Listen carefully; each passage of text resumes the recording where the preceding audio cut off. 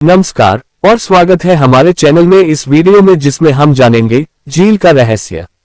आज हम भारत की दो ऐसी झीलों की यात्रा करेंगे जो प्रकृति के अद्भुत रूप के साथ साथ सदियों पुराने रहस्य और जीवन के संरक्षण की कहानी कहती हैं।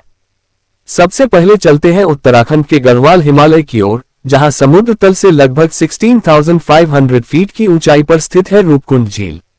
इसे दुनिया रूपकुंड नहीं बल्कि कंकालों की झील स्केलेटन लेक के नाम से जानती है। साल का अधिकांश समय बर्फ की चादर में लिपटी ये झील जब गर्मियों में पिघलती है तो पानी के भीतर सैकड़ों मानव कंकाल दिखाई देते हैं। 1942 में खोजे गए इन कंकालों का रहस्य आज भी अनसुलझा है।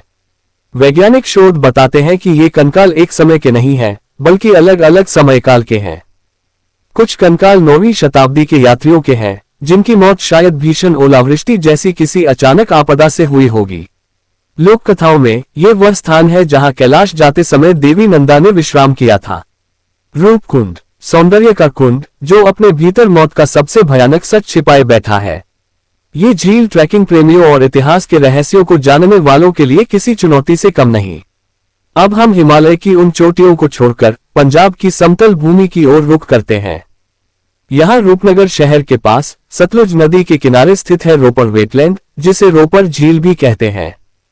रूपकुंड यदि रहस्य का प्रतीक है तो रोपर वेटलैंड जीवन और संरक्षण का।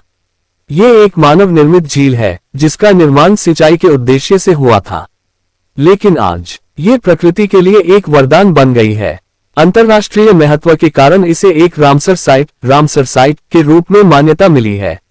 ये वेटलैंड स्थानीय और प्रवासी 150 से अधिक पक्षी प्रजातियों का घर है।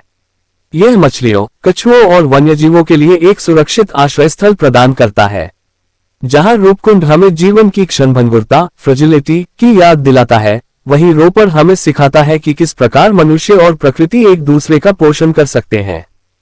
ये स्थान शांति, जैव विविधता और प्रकृति की असीम सुंदरता का प्रतीक है। चाहे वह उत्तराखंड का बर्फीला रहस्य हो या पंजाब की शांत आर्द्र भूमि, रूपकुंड और रोपर दोनों ही झीलें भारत के जल संसाधनों की विविधता और महत्व को दर्शाती हैं। अगली बार जब आप किसी झील को देखें तो याद रखें, वह सिर्फ पानी का भंडार नहीं है, बल्कि अपने भीतर हजारों कहानियां और सदियों का इतिहास समेटे हुए है।